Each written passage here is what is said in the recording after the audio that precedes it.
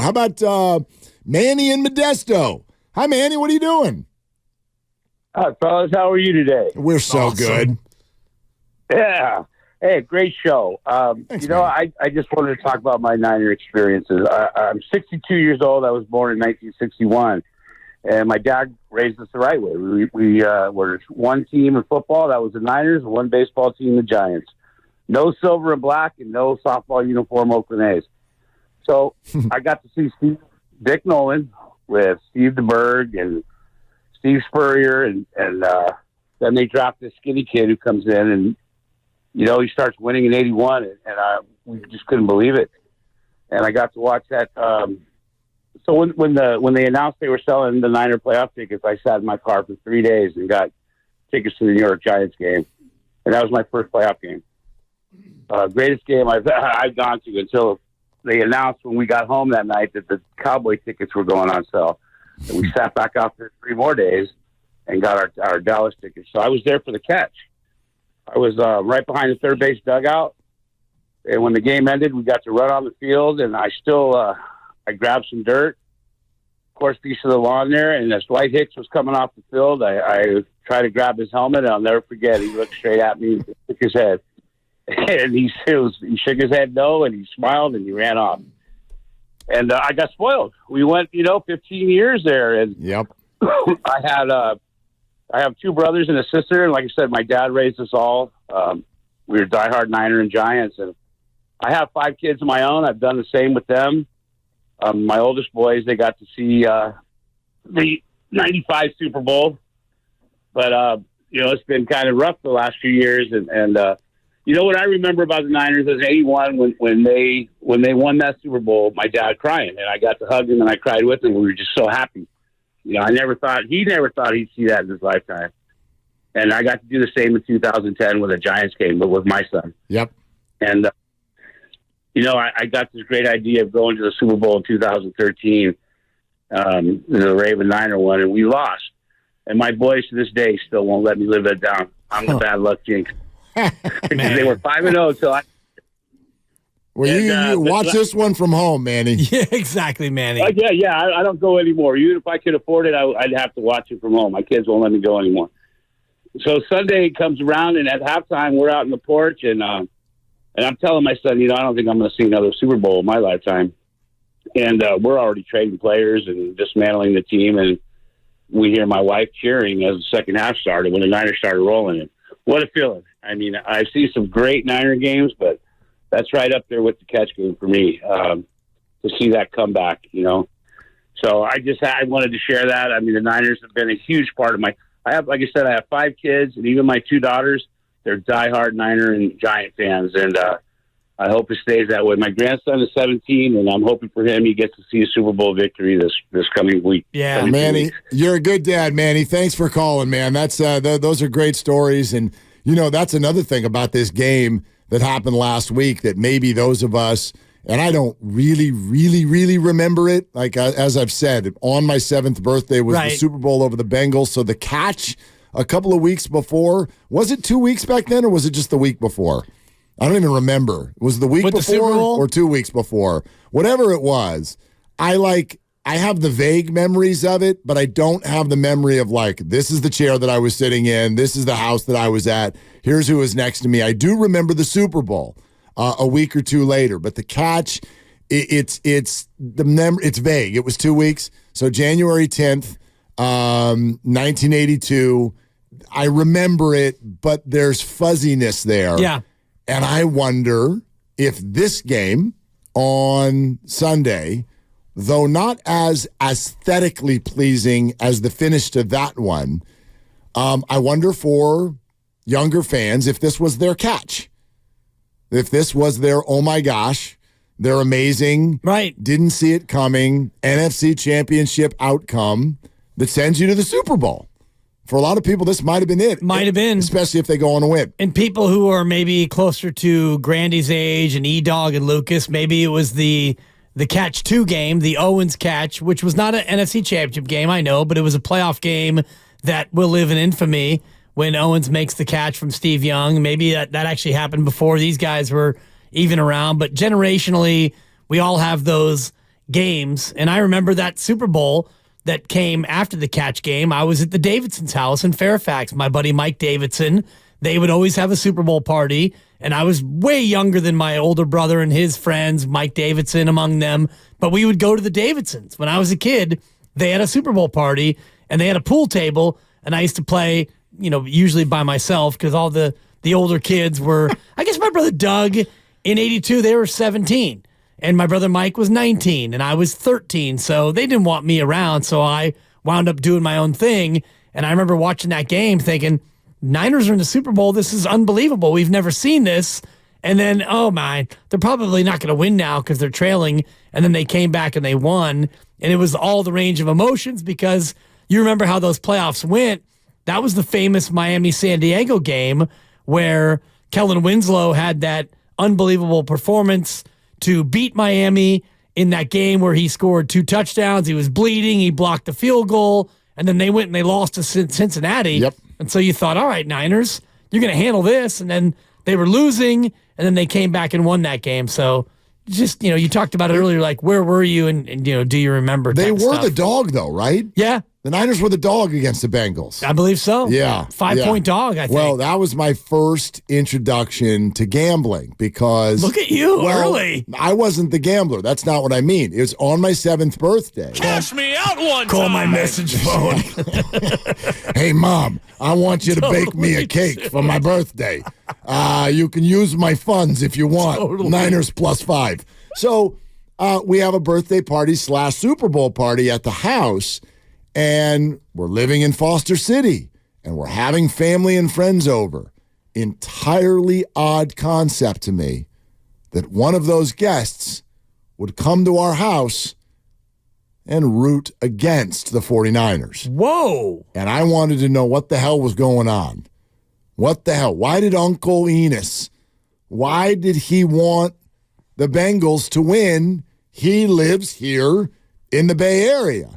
Dad, what is up with that? I'm looking right here at oddsshark.com, the betting history. Niners favored by 1 in that game. Really? Yeah, by 1. This is according to oddsshark.com. I thought for sure they were the dog. Yeah, I'm looking at it here. Niners by 1, over under of 48, 26-21 your final. 26-21, yeah. 47. So Pay the under. There you go. But barely. So the thing was, though, it took me a while to sort of get my dad to admit what was going on. Oh no. And I didn't, because I'm like, why? Why would he? What did the Niners do to him? Like, what the hell? The Bengals? The hell's he doing? He's never even been to Cincinnati. What's he doing there? And I don't know if it was late that night or the next day or whatever, but my dad kind of looked at me. I think he had a little something on that. A little something on the game, What does that mean, Dad? Yeah, what is this? What? He had what on the game? What does that mean? So, yeah, Uncle was betting on Cincinnati. Come on, Unc. Taking the point. Yeah. He went home unhappy. No. That's a big L. That's a big L. It's just, man, Niners favored over Miami by 3.5, cover. Favored by 7 over Cincinnati the second time, no cover. No cover. Favored by 12 over Denver. Cover 4 times. Ottoman. Over. Yep. They won by 45. Favored by 18 and a hook over San Diego. That's a cover. Can you imagine that now? I don't think something could exist. An 18-point spread in the Super Bowl? There is no scenario where that would exist anymore. The last time there was a double-digit favorite in the Super Bowl was Manning gets away. Tyree helmet. Oh. First down. They were favored by 12. And they lost. Outright. Jeez. Outright. Yeah, I don't think that'll ever happen again. Not 18. St. Louis by 14 over New England. Tommy's first. They won that one outright. They won outright. Outright. Yeah. Green Bay by 11 over Denver. Denver wins outright. These are the last 3 double digits. You're listening to 95.7 The Game, KGMZ FM and HD1 San Francisco, always live on the free Odyssey app, Twitch and YouTube, powered by First NorCal Credit Union, the smart choice for low auto loan rates and super simple online application process. Let's go to Joe in San Jose. Hey, Joe, what are you doing? Hey, how's it going? Great.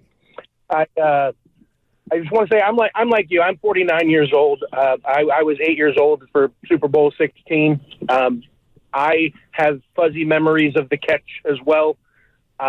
My favorite memory, or my first major memory for the Niners was Super Bowl 16, that goal line stands. Yep.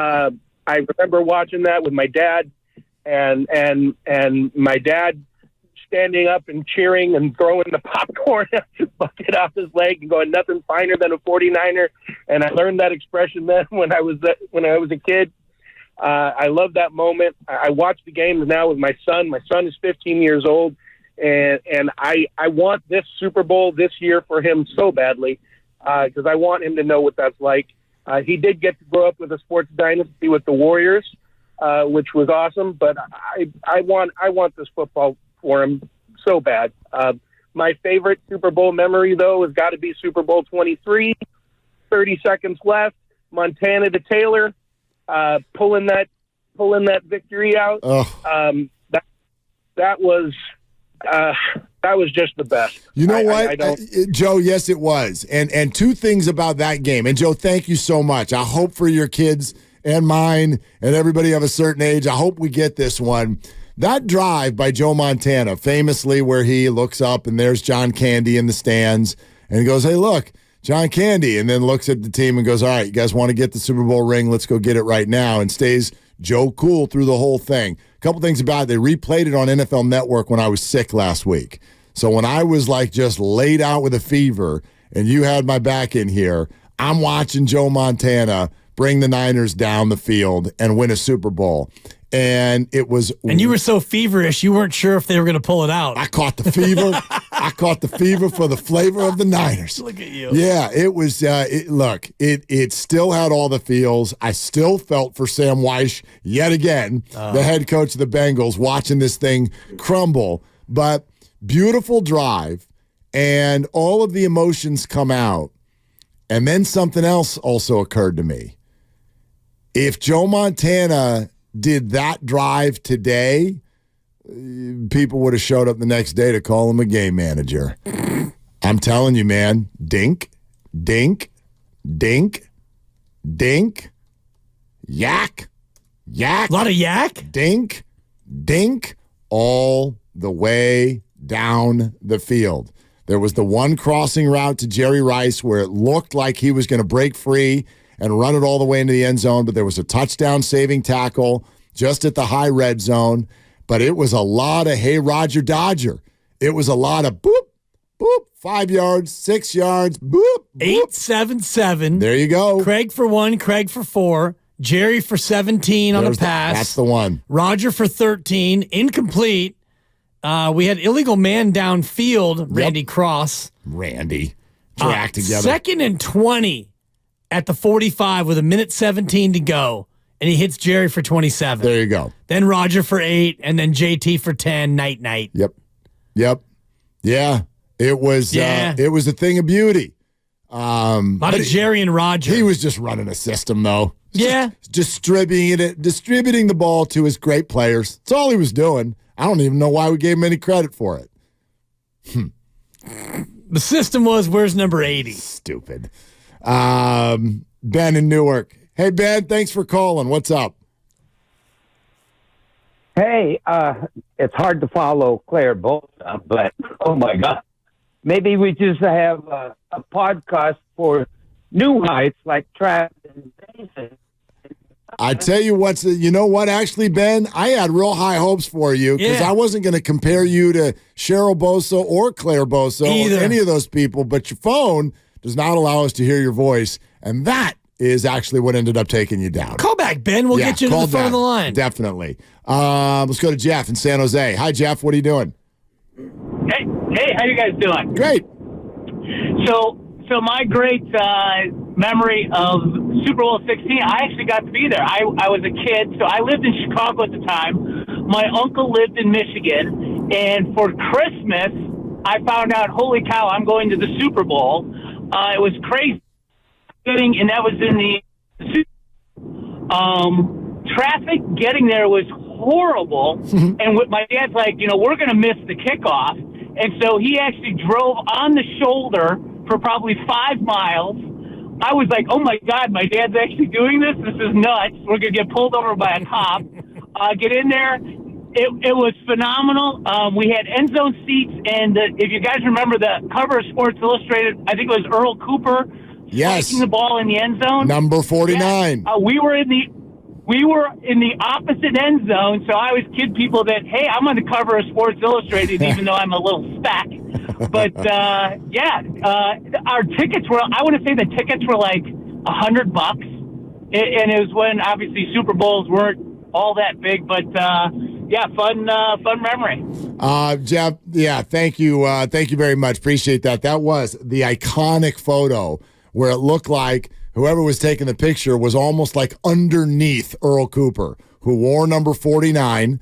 And so it was iconic, and it was very apropos. The 49ers surprised everybody that season. Joe Montana bursts onto the scene. Bill Walsh becomes a household name, and there's number 49 breaking through into the end zone on a short pass, breaks a tackle at the goal line, goes in, and then has a leaping spike of the football, and there's a cameraman who caught it from literally like right underneath it, and it became a photo that I'm sure for me, for 49er fans, if you've been around for a minute, that's a photo you never, ever forget. I'm looking at it right now, and it's the date on the SI cover is Feb 1, 1982. So as of tomorrow, it will be 42 years ago. Cooper up high with the left hand, doing a little bit of a scissor kick as there's a Bengal lineman on his stomach. 57 is walking away, and the caption is Earl Cooper's TD jolts the Bengals. And the photographer feels like he's right there, underneath him. And my memory is doing weird things on this. I feel like Earl Cooper switched to number 49 that year, maybe wore number 89 before that. Was there some sort of position change, wide receiver to tight end to fullback, something like that? The number rules were different back then. For sure. Stricter. Yeah, absolutely. Much stricter. So if you were a tight end, you had to wear something in the 80s. So he switched, I think. I want to say from like tight end to fullback or something like that. According to Pro Football Reference, he wore 49 throughout that year, and then he switched to 89 the next year. It's the other way. It's the other way. Yeah, the next year he became a tight end. That's what it was. And so he went to 89 the following year, but he was a fullback, and 49 was his number, and then 89, and then he eventually wore 86 with the Raiders. Yeah. The Los Angeles Raiders. So is it Gristilzer on YouTube who says, Earl Cooper, they eventually converted from the running back to a tight end. So he went from 49 to 89. Again, I was 7, so I didn't know if I was remembering that right, but I remembered something about that number switch. You got to be better as a 7-year-old. Thank you. I will try next time nowadays, it's completely, and I'll spend 10 seconds on this and say, I kind of miss the old days, and I know I love the young people. I'm old-fashioned, but Roquan Smith, great linebackers wearing number 0. I miss the days where you could look at a guy's number and you could know what position he plays. That's all. Well, you to a degree. Randy Gregory wears number 5. Yeah, He's but rusher. It's not any number though. It's not like you can just do whatever the hell you want. Right, but the only players that are beholden to a certain number group is offensive linemen. They have to wear between 50 and 69. Well, there are rules for even. Like a wide receiver, they just expanded the rules. They can't. A wide receiver can't wear 35. You can wear anything from 0 to 50. I know. I think it's 0 to 19 or in the 80s. Like a wide receiver can't wear 92. Right. I don't think a wide receiver can wear 72 or 62 or even 52 or 42. But I think it's single digits, teens, and 80s. I think. Yeah, maybe 20s too, and 20s and 30s, depending on. So, who's the wide receiver wearing 20 or 30 something? Well, and again, I mean, in positionless football, you can be a running back who's really a wide receiver. Sure, Debo gets to wear whatever he wants. 19 problems. Plays them all. Love it.